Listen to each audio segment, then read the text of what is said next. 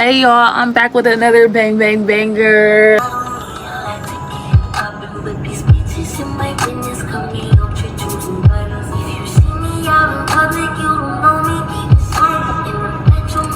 On part 2 right now of importance of going to church. I got King James today because y'all see how I was struggling last time. I'm at Psalms 33 again. It's no problem with bringing back up God's word. Bring it back up in the King James version this time. I think my camera was a little blurry. Behold, how good and how pleasant it is for brethren to dwell together in unity.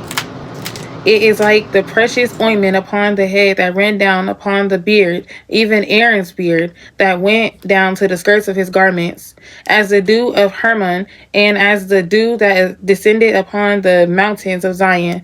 For there the Lord commanded the blessing, even life forevermore. So he can command a blessing when you unite, when brethren dwell together in unity. He can command a blessing even as big as one as life everlasting, even like eternal life. He can even command a blessing like that when you dwell together amongst assembly of the saints. So 2-3, it says, with all lowliness and meekness, with long suffering, forbearing one another in love. This is how we're supposed to be in unity with each other, forbearing one another in love. Devouring is making every effort. So in devouring, to keep the unity of the spirit in the bond of peace. So you want to be all one in the spirit, in unity, dwelling together in unity. Because if we all come together and we all possess the Holy Spirit, we can keep the unity of the spirit in the bond of peace. Amen. So we're still in chapter 4 of Ephesians, and that was verse 2-3. But we really just focus in on verse 3 there. So now we're going to move to verse 11. And he gave some apostles, and some prophets, and some evangelists, and some pastors, and some teachers for the perfecting of the saints. So we're all should be entering into the gates of the Father's house, the church, with not only thanksgiving, but with the heart of servantship. We should all want to be servants for the Lord. We'll be friends of the Lord. Once we get past a certain point, we'll be friends of the Lord. But it all starts at servantship. We always have to be willing to serve one another. And I will get to that in just a second. In verse 12, for the perfecting of the saints, for the work of the ministry, for the edifying of the body of Christ. So for the building up of the body of Christ. So, and then this also goes to say, we can come pretty close to perfection in Christ through the unity and through the servantship of each other. I'm going to leave the definition for edify on the screen. But to me, edify does not only just mean building up of the church or building up of the person, but it also means purifying the person, edifying them. Let me edit you. Take out everything in you that is unlike the Lord. Let the Holy Spirit take out everything in you that is unlike the Lord and edify you and refine you to the point where you are pure as gold. Amen. In verse 13, till we all come in unity of the faith and of the knowledge of the Son of God, unto a perfect man, unto the measure of the stature of fullness of Christ. If you want to break down verse 13, it says, till we all come in the unity of faith. So we all have to be all united, like-minded believers in the faith. And the knowledge of the Son of God, to a perfect man, unto the measure of the stature of the fullness of Christ. We should all measure up to the full and complete standard of Christ. We should all be in agreement of the knowledge of the Lord and be all one in faith, in unity in faith. If we do all these things, if we work in unity like this, if we become a church just like how this Bible is describing, in verse 14, we henceforth be no children tossed to and fro and carried about by every wind of doctrine. So by every wind of teaching, we will not be tossed to and fro. We will be on biblical principles and strictly the word of God. By every wind of doctrine, by the sleight of man, so by the trickery of men, and by the cunning craftiness, which is the cleverness, whereby they lie and wait to deceive. like the devil, smoking weed. And I'm only using this by example, and I'm not coming for anybody personally. It's just something that I've seen. So God's word does not stop at just the Bible. Anything holy that comes after that. So if the Lord is telling you down that blunt, I don't want you smoking and I don't want you drinking. If that align with holiness and being sober minded, as it says in the word, do it. That's got to be from God. The angels are not up in heaven smoking a blunt. They are having the Holy Spirit peace. And I want to talk about this in the next video that I make, about the rest of God and what it means to have the peace that surpasses all understanding. You're not going to need a blunt. You're not going to need any weed. You're not going to need a cigarette. You're going to need the smoke of the Holy Spirit. And I'll explain in the Bible where the smoke of the Holy Spirit, when the power of God enters into the room, when his presence enters into the room and he fills the whole place with a smoke. Now, the devil has offered up this counterfeit smoke to make everybody think, oh, I need this. And then he's even made it legal nowadays. So people just are making an exception for the sin. And it's not okay. It's not okay to smoke weed and be a Christian. Like, such sins have no place among God's people. So you cannot have both. You can't have the counterfeit smoke and then have the real smoke too. You can't have a counterfeit peace and have the real peace too. You have to pick a side. You have to pick one or the other. You can't be lukewarm on the fence, because the Bible says he will spit you out of his mouth. I just want to talk about the word of God. So anything that is leading you to holiness, and that it may not just upright say in the Bible, it's like, I know soul ties are not in the Bible. Like, the Bible doesn't really talk about soul ties. It might talk a little bit along the lines, but it doesn't blatantly say a soul tie. But if God is leading you to break a soul tie with somebody, it's holy. It's from the Lord, and that is his word. But I know it's a little bit beyond the Bible. But if it's leading you to holiness, then it is indeed his word, because God is holy. He is the holy of the holiest. He's the holiest of all the holies. Like, he's the holiest being ever. After all, he is the only sinless man. So let's move on. Carried about by every wind of doctrine. Every wind of doctrine is every different teaching. This is why we need the teaching of the Holy Spirit. This is why we need the teaching of the Bible, the basic instructions before leaving earth. These different teachings can overcome you. Oh, I just love my flesh so much. Oh, I just can't let this go. I'm going to have sexual immorality and go to church. I'm going to try to keep them both. If you skip down to in chapter 5, verse 3, let there be no sexual immorality, impurity, or greed among you. Such sins have no place among God's people. Obscene stories, foolish talk, and coarse jokes, these are not for you. Instead, let there be thankfulness to God. You can be sure that no immoral, impure, or greedy person will inherit the kingdom of Christ and of God. For a greedy person is an idolater, worshiping the things of this world. And it also says, like, don't be fooled by those who try to excuse these sins. So it's teaching you what to watch out for now. These people are going to try to excuse sins like this. And there's going to be some people who have itching ears, blown around by every wind of doctrine, whatever like allows them to keep their sin. Whatever allows them to keep their sin and keep God at the same time, that's what itching ears wants. It does not want to change. It just wants to have a form of God, but it does not want to have the actual Jesus Christ. I'm saying all these things so that you guys can have clarity on how you pick out your church.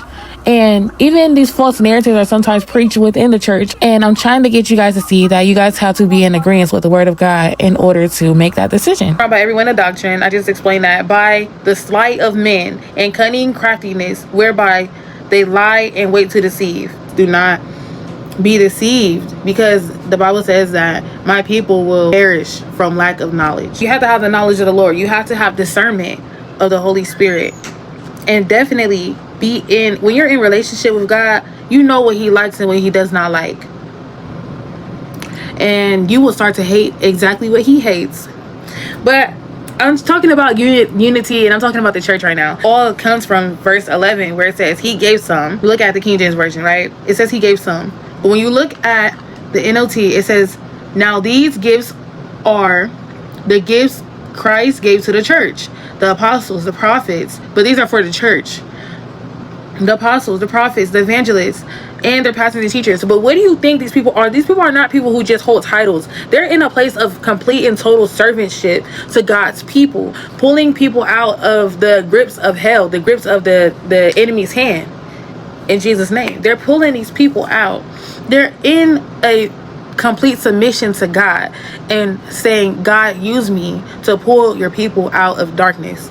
God, use me to pull your people out of every wind of doctrine. And God, use me to bring glory to your kingdom and expand the kingdom of heaven. These people are in servantship. They might not be a janitor for the church, but these people are in servantship. And God can use a janitor too, because he also used a donkey. He used a donkey in the Old Testament. So God can use whoever or whatever he wants, and the gifts are without repentance, unfortunately.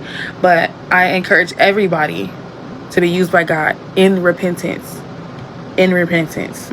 We cannot give a foothold to the devil. Once you go into that, the devil can actually start to use you at that point, because you're not being totally engulfed by God. And now you're trying to live a double life. So now that gives the devil legal right and access to start using you now. And you want to be used by God, but now the devil's using you. But okay, I just wanted to break that down a little bit more. Love may grow up into him in all things, which is the head, even Christ. We will grow in truth and love in Christ, who is the head of his body, which is the church. God wants the edifying for his church. He wants the building up of his church.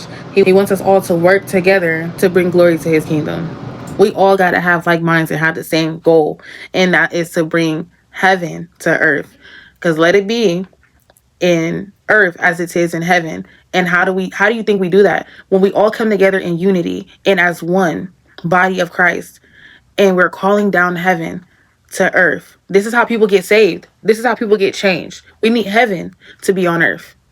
In Jesus' name. I just wanted to read here because it kind of gives a clear description of what will happen if you go ahead and you lift up your brothers and sisters in Christ, and if you work hard and diligently for the Lord. Titus chapter 3 verse 14. And let ours also learn to maintain the good works for necessary uses, that they be not unfruitful. Our people must learn to do good by meeting the urgent needs of others, and they will not be unproductive. You have to have fruit. Let everything that you do have fruit, but not bad fruit. The fruit of the Lord, the fruit of the Holy Spirit. The fruit of the Holy Spirit is found in Galatians chapter 5. But let me know if y'all want me to do a teaching on that. All that are with me salute thee. Greet them that love us in the faith. Grace be with you all. I'm going to go back to 14 here. It says, let ours learn, our people. Let our people learn to also maintain, which is just doing it. You have to be doers of the word. Do good works for necessary uses, that they may not be unfruitful. So let them be productive in everything that they do. Lord wants people to be productive, and he wants the good works. He wants the works, and everybody's like, oh, you don't need works. You don't need the works for salvation.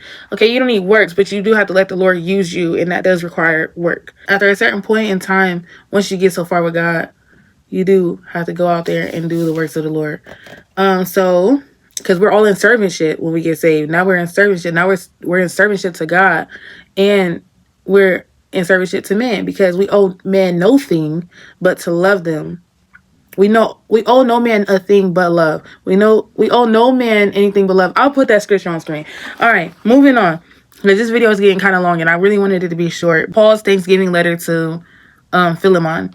And he's talking about how pleased he is with Philemon and all of his works that he's been doing for the church, and his faith in God, and everything that he's been doing for God's people. And he's saying how proud of him he is. Poor Paul is asking for his spiritual son to come and stay with Philemon.